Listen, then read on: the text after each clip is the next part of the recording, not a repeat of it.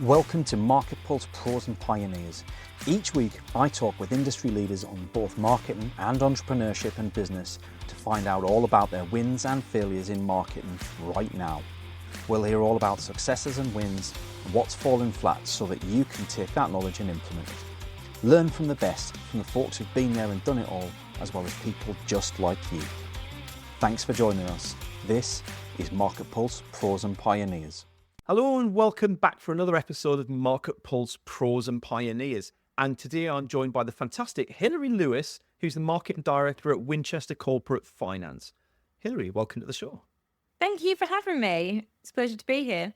Do you know, it's probably took me 9 months to get to the point where I was actually happy with how I've introduced a guest. That was probably the first time I feel like, oh, well done, Paul. That went really smoothly. You said it. I'm forever putting my foot in it, so I wouldn't worry. We keep it real on this show. We keep it real. We're just people. And I think there's too many podcasts out there where it's so polished and professional that you'd never guess that there's a real person behind it. I'm not a celebrity. I'm just me. I'm just Paul, and you're just Hilary, and we're just having a chat. Yeah. That's nice. I think I think there's a lot of pressure on generally for everything to be polished and perfect. And actually, sometimes it's better to just get out and do it, isn't it? Rather than worry too much about how you're going to get from A to B. Just get it done and then worry about it later. Done beats perfect every time. Every time. If you're listening along at home, thanks for joining us. Hello. Hilary here she specializes in helping businesses secure the best financing solutions. She's got over 15 years experience as a business owner, just like you, just like me. And this is why Hilary ended up on the show, is because she's been on the other side of the desk. And she owned a business in the beauty sector and also vacation rentals. And her transition into corporate finance has seen her grow LinkedIn presence for Winchester by a whopping 400% and developed some successful branding strategies to work alongside that. So Hilary is also a speaker and a passionate advocate for women in finance, which is, I can count on one hand how many connections I have that work in finance who are women. So hats off for championing that cause. And Hilary uses her marketing expertise to help drive business growth, as well as fostering that strong client relationships that we mentioned before the shows. So key to how you move on, Hilary. I think some things that we learn in our past lives set us up for success in our next career when you finally make that transition. So do you want to is that a good place to start then? Do you think we should maybe start with Yeah, definitely. I think lessons you've learned? I think when you work in beauty, obviously that was the sector, you're building relationships from the off. Someone might come in initially looking for something like an eyebrow wax, which is a really small 15-minute treatment, and they'll get to know you and they'll slowly trust you enough to then let you see them naked, touch their body, mess around with their face. You build that trust up, and from there, they then introduce you to their mom, their sister, the rest of their extended family, and it grows really well. So nurturing those like real long-term relationships was something that really came naturally to me, like making someone welcome them into the business and making them feel comfortable was what I used to do on an everyday basis. And I didn't really realize it was a skill until I came into finance and realized that not everyone's actually like that. But actually that is what the industry needed the most. So I've come in and shaken things up a little bit. Don't get me wrong, there are some fantastic people within the industry. I'm not saying that it was awful until I arrived, but I don't think that enough people in the industry are actually shouting about that side of things and making finance accessible to business owners, because we're all people, as we said before, and it's hard, I think, to trust someone enough to open up that vulnerability, which is your finances, to them, because if you don't, no one wants to be in a position where they can't run their business because they've overextended themselves or they're not quite sure who to actually turn to. So that's what I've done from where I've gone from, at least my starting point. I see a lot of people in the finance sector and the wealth management sector who are very good at in-person events, and we tend to find whole networking events where you're swamped by wealth advisors and financial advisors, and it's a given because they're the ones that are putting the event on and they're in control of everybody's car, and you know that there's a hidden sales pitch implied behind it all, and it's all really quite painful, if I'm honest. I really detest that in-person veiled pitch slap. Everybody talks about being in your inbox. I think the in-person ones are even worse. And finance particularly is an industry where it's a crowded market and there's very little differentiation from a lot of businesses. And I talk to businesses, I'm quite keen to work with accountancies and professional services and financial advisors, because I know, having worked in similar industry before, that all you have to do is differentiate yourself, not the product, not the service, yourself. And that doesn't mean you need to wear big floppy clown shoes. It's just about showcasing why you're doing what you do. So I'd be keen to get your thoughts on that, as well as then leading into nicely from that, like, why did you decide to get into finance based on where you were? Like, what's the common link? Well, I think basically what sets us apart as a company, so Winchester Corporate Finance, the way that we work is we're really customer centric. And rather than being a brokerage that just secures or just sources asset finance or just does invoice finance, we actually really, our USP is the way that we work rather than the product that we sell.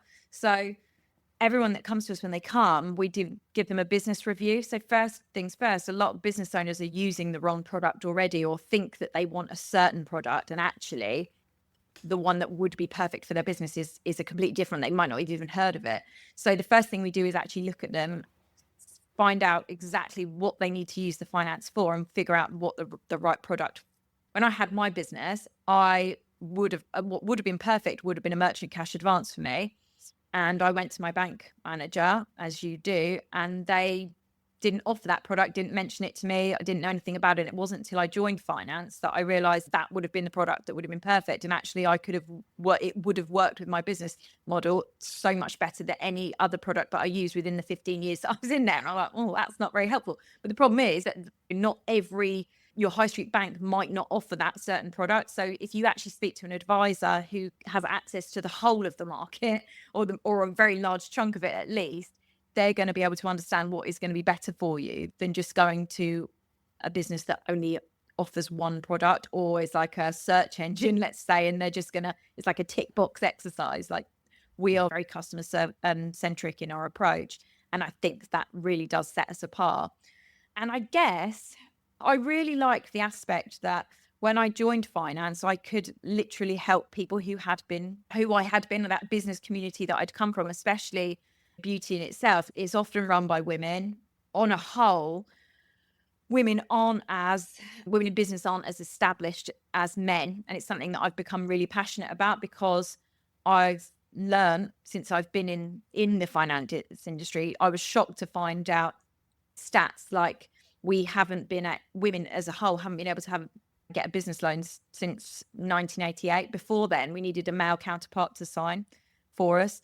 So we've just not been sat at that table for as long, and it hasn't been as accessible. And there's a massive gender gap when it comes to like funding and finances.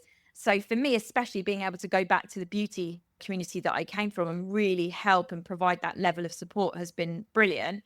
But it's expanded really, because it's opened up more doors for just women in business as a whole. And obviously we still work with a lot of men. The majority of our clients are men, because there's more men in business than there are women. But like the women in finance aspect, the women in business one has just naturally come hands in hands for me. And it's been a really nice way of giving back to the community that I came from.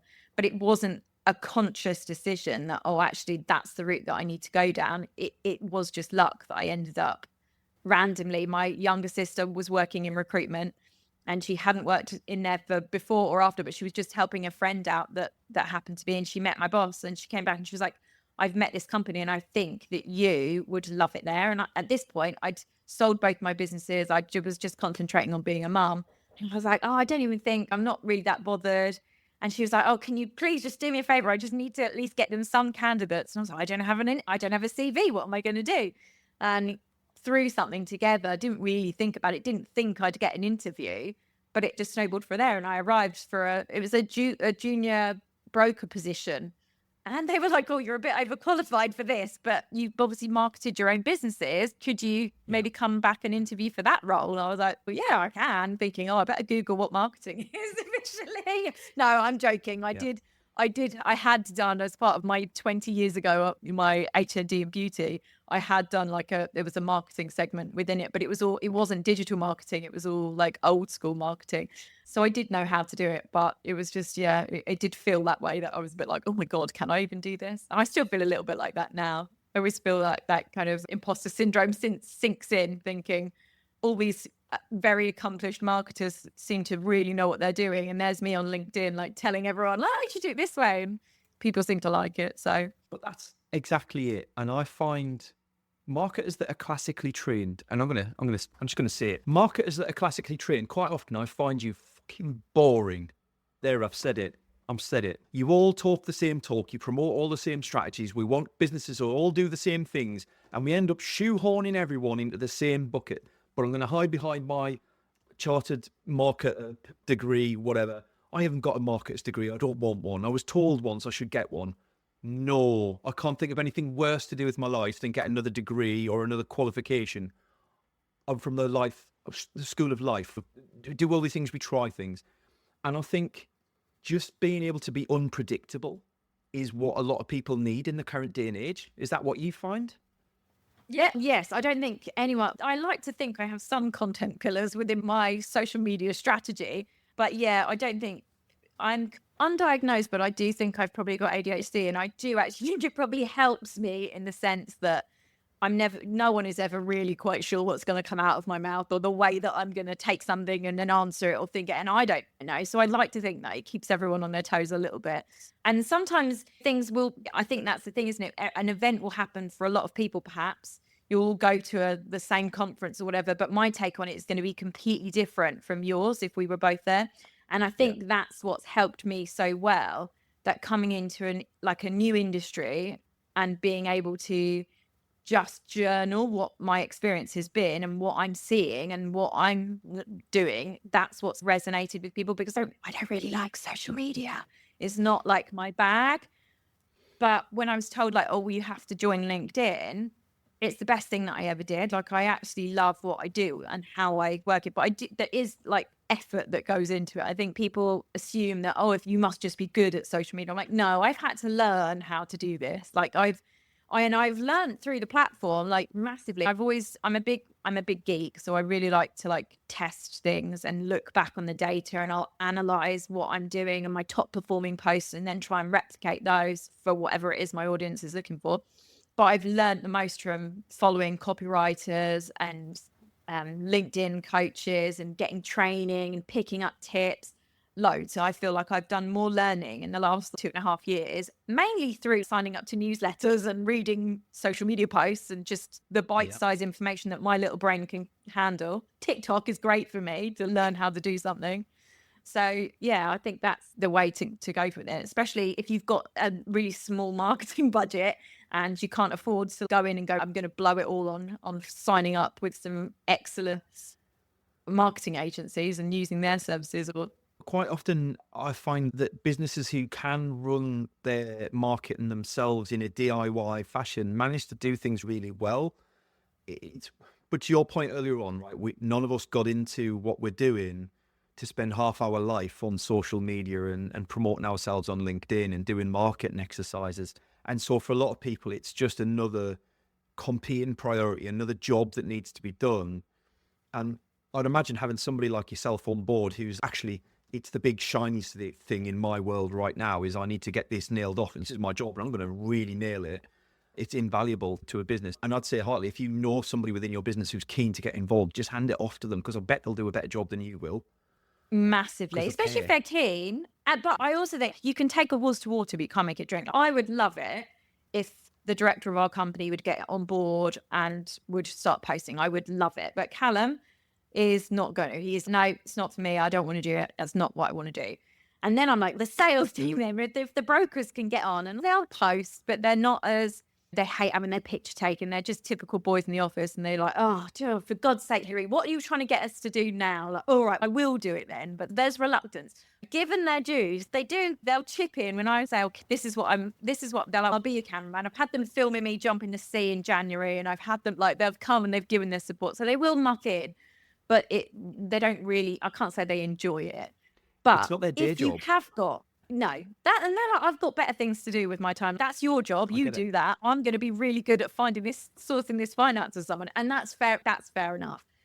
But if you've got people within your company that are prepared, even if it's just like the secretary and the cleaning lady, that would be awesome, because they're still going to be talking about your business, your culture, what it's like to be an employee for you. If they're happy to do that, then why wouldn't you want them? If you don't want your employees, that's when I think that's a massive red flag. If for companies, I don't want any of you posting, like, what are you worried that your employees are going to say? Or why don't you trust them enough? Yeah. Yeah. Even if I think this is where the big corporate companies, they're the ones who are losing out, because they've got no one like saying, oh, this is a great firm, I love them.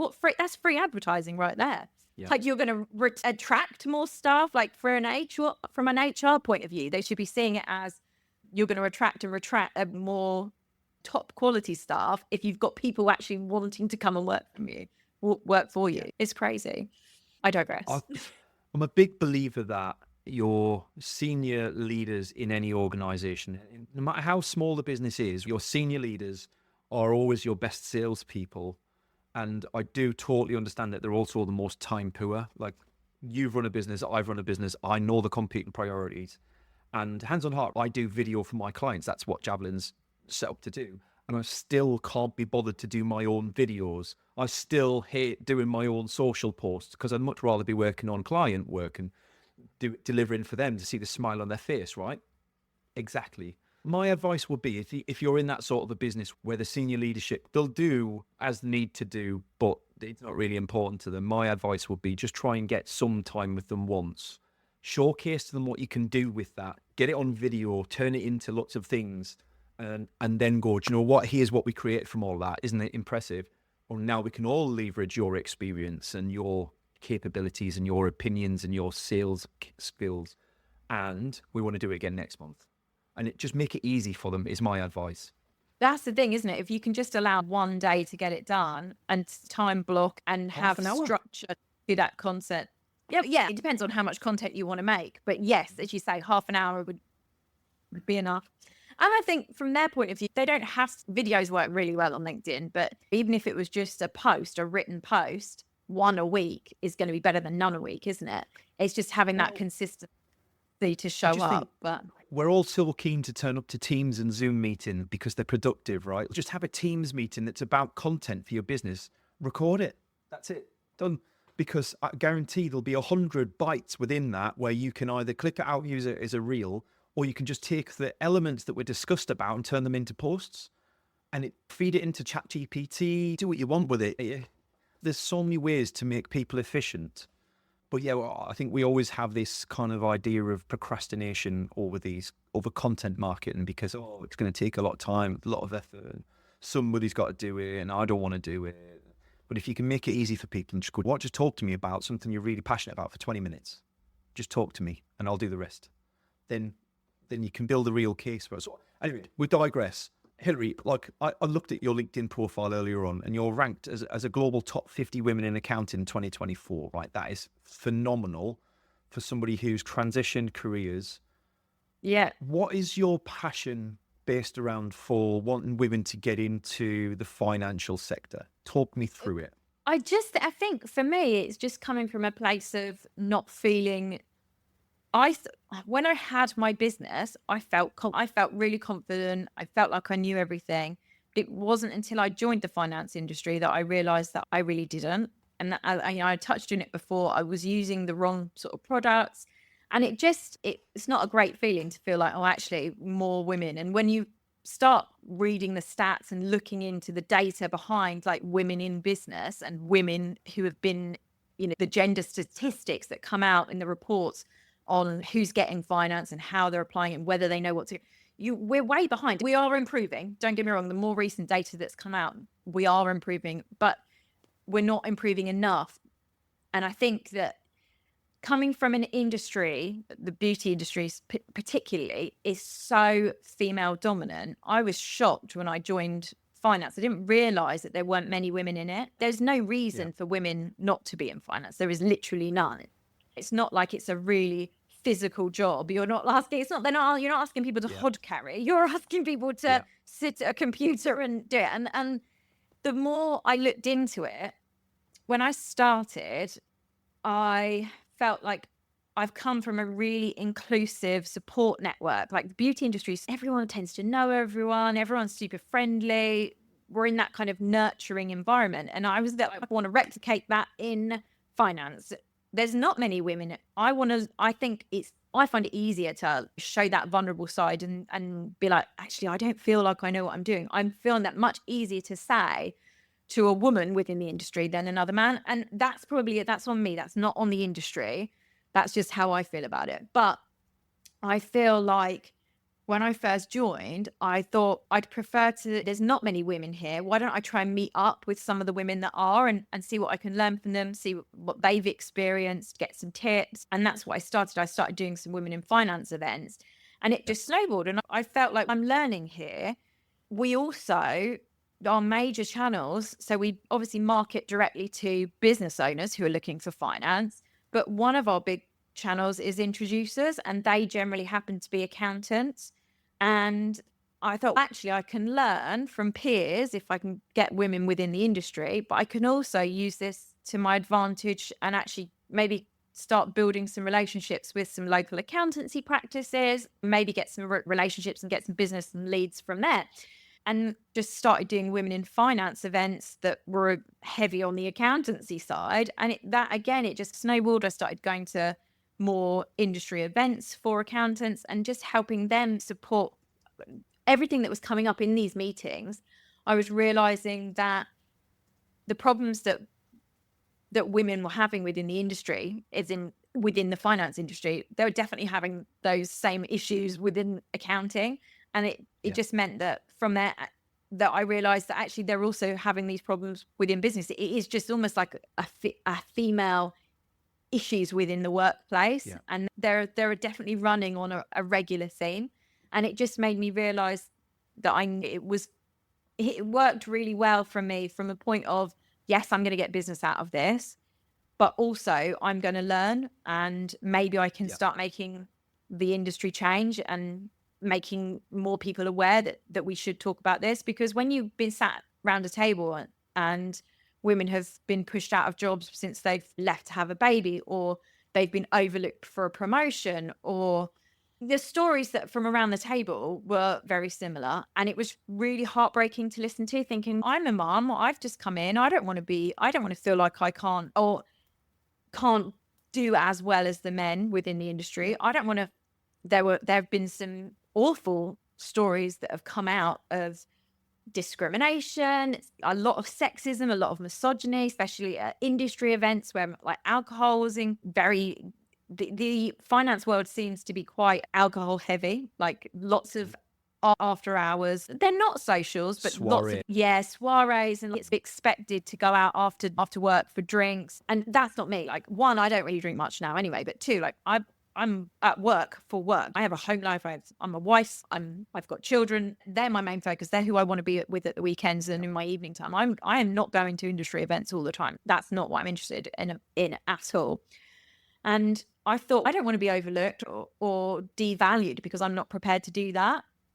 And I don't often think that necessarily comes up for men within the industry. I think that's my part and parcel of my job, and I'm doing that. Whereas I think as women, sometimes we have to make those decisions of, what do I want? Do I want a family, or do I want a career? And it was those sorts of conversations that kept coming up, and it just made me think, well, this is wrong. I'm not going to stand for that. That's not what I want for my experience within the industry, and I doubt other women were going to want the same. Not that I can speak for all women, but no. It just made me a bit more passionate about, actually, let's try and get some change within the industry and support women better. I think it's a fantastic initiative, and there's a whole episode. I've spent the last 5 minutes trying not to get on a rant about the childcare industry, because my wife's former childcare industry, she's come and joined me in my business now. I know I've seen it from the inside, and I've seen what she's had to put up with from the inside, and the restrictions that industry not being sustainable puts on the rest of the country in terms of childcare and not being able to return to work and tax not paid and people living on benefits. And there's so many things that come from the back of that. It really gets my goat. It really annoys me because I know my wife's probably more capable than I am. And I would promote her to do, I'd love her to have her own business and things. She won't. That's her choice and it's her decision. But there is so much more behind it all that I just think if she did want to do it, she wouldn't be able to do it because she's basically, why would she go to work and have to pay her wage to get the children? Oh, I digress. I'm trying not to get on that high horse, but I do. But I think for most families, I think that comes into play a lot, doesn't it? Because it's a conversation that if you're a 2-parent household, it's a conversation that often happens between husbands and wives or the parents. And it is difficult. It's a really difficult conversation to have. And it's not just, I think people are very quick to be like, oh, you're such a feminist. And I'm just an equalitist. I feel like everyone should be treated the same and we should have to be able to have that conversation and a sensible conversation as a couple and decide who's going to go back to work, who's going to look after the kids, or how are we going to work this between us? Because it makes two of you to make the children, doesn't it? It should be a shared. Men now, like there's a lot of men. I have some fantastic conversations with men within my network who are like, oh, I really support what you're saying, especially if they've got children themselves or they've got wives, or like the allyship is definitely there and strong within a lot. But I think sometimes there's so many things that are really ingrained that we don't even realize as a society that we're actually being a little bit misogynistic within our approach to things without realizing. It's been done that way for so long that the whole system is built around men being at work. And from a very young age, it's drilled into us. I do totally get where you're coming to from it. Yeah, and it's hard. Like I don't ever want to offend anyone with what I talk about or what and then that's the other side of things. There's a whole other episode on. There's another whole episode on. I'm a white middle-aged bloke who I can't say things without offending people anymore. Because I want to say things to support people, but there are so many pitfalls in supporting them. Am I mansplaining things? Am I just being patronising? Am I leaving people out? And so it also, there's another side of things where there's this whole, because of the equality privileged movement, white male. there are so many of us who want to support either our wives and partners or the women or even just minorities. And we're at a point where I don't even know what to say anymore. So I don't, because I wouldn't know how to say it correctly. So rather than risking argument, we're all learning, aren't we? And I think especially when you're on places like LinkedIn and you're putting your opinions out there, it's really hard to not fear things like that whole cancel culture. You don't want to say the wrong thing, but I think it's a windy path to navigate. Like I'm very aware that I don't like to be controversial, but sometimes some of the things I say are going to rile people up. I think I've had it before where the language that I've used, I think I stated some of the facts, but I used it in the way I said it was something like, oh, male, pale and stale, talking about the finance industry. Now, in my mind, I'm saying that because there's lots of old fashioned views and it's mainly white old men that are within the industry. Now, to me, I'm like, oh, I'm just saying the data, but so many people get so offended by that statement. The truth hurts a little bit. I don't feel like I'm being controversial, but obviously a lot of people feel that is. So, and there's a lesson there for marketing, which is that indifference kills your business. It is the biggest killer of businesses, and you've got to. I'm not saying be controversial, but you can't sit on the fence forever and be vanilla and be wildly successful at the same time. And I borrow that from Stephen Bartlett because I think he speaks a lot of common sense at times. Not always, but sometimes. I certainly wouldn't be putting a big blue slide in my office, although my son would love that. I'm not going to lie, I have one as well. But I don't think my wife's going to go for it. I'm awful. Do you know, I'm one of these people that I know who I know on LinkedIn, but I'm not one. You're going to catch me reading fiction and not business books. I am not one to sit down and read on those kind of scales. So I couldn't have picked out Stephen Bartlett from a crowd until the last 2 years because I've been on LinkedIn now. But before that, I was like, he's on Dragon's Den, isn't he? I don't know what he looks like. And I think that sometimes helps in a little way that I'm like, if I haven't read what anyone else is spouting off, I'm not going to be regurgitating it. It's not going to be an echo chamber because that's, I think, sometimes what you can get on LinkedIn. Like, how much of it is nonsense and how much of it is just everyone just nodding in agreement. 30 like, killer okay, hooks that'll get your audience reading and convert them into customers. Steal mine and use them today. They've all been used for the last 6 years. We're all bored of them. Nobody, it doesn't work I'm anymore. not a They're all fan of clickbait. templates. Yeah, I'm not a fan of templates. I can understand why initially people might go. I think the problem is that a lot of the time people talk about, to write a good post or to do this, but people don't necessarily understand what a good post looks like. So it's almost actually some of the best copywriting posts that I found most helpful were the ones that actually would break down and be like, these are 5 my top performing posts. And then they would break down, look, this is a hook. This is what I've then done. And this is why I've then, and that's my call to action. And that's what I've done. And it wasn't until I got that in my head that you need those little elements within a post. I was like, oh, okay, I can replicate that. That's fine. As long as I've got those things, it'll be a good post. But until the penny drops. Yeah. I just can't. I'll make it up as I go along. I'm not going to lie. I'll make it up as I go along. I write for clients and I write for myself. And every day I just sit down at the desk and go, all right, what am I going to do today? Yeah. How many coffees have I had? What ludicrous things am I going to say today? Yeah. They're the best ones, though, sometimes, aren't they? I'll leave people to be the judge of that rather than try and promote my yours. Well, I just think, no, isn't it? If you write from the heart or if you write something that's going to resonate with other people, if you can pull that emotional side of things, a lot of the time people are like, you're actually talking sense right there. Or no, I hate bourbon biscuits and I love custard creams. I don't. I'm actually the other way around. But if you can add something like that, then it's... I'm like, biscuits. Yeah. You can't Is it sweet? I'll have it. Hilary, you and I could go on for a long period of time, and I think everybody will have stopped watching by the time we finish talking. I need to have you back on the show again at some point, so watch this space, people. We will have Hilary back on.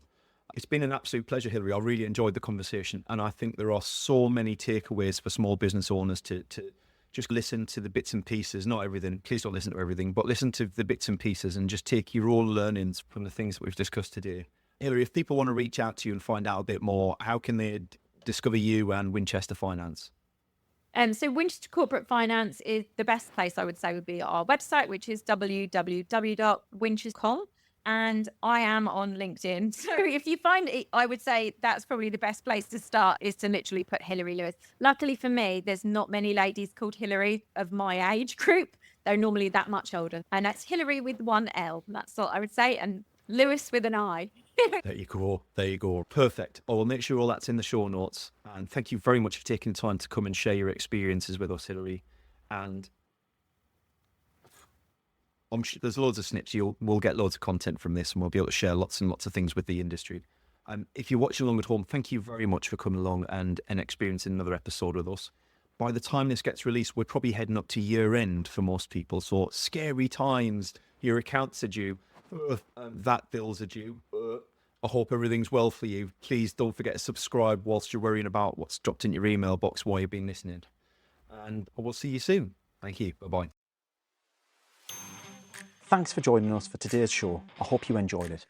If you'd like to feature on a future show, or you've got some ideas for folks who would make a great guest, please drop us a line. Contact details are in the show notes, and I'd love to hear from you. Your host today was me, Paul Banks, founder at Javelin Content Management. Here at Javelin, we specialise in helping busy business owners just like you to repurpose video content, taking all the stress and tech problems away and turning your long-form video into literally hundreds of pieces of content without breaking the bank. We describe it as getting ideas out of your head into video and out to your socials. If you want to launch your personal brand, become the vendor of choice for your audience, or maximise your sales revenue impact, we'd love to hear from you. Join us next Wednesday for the next episode, and don't forget to subscribe and give us a review.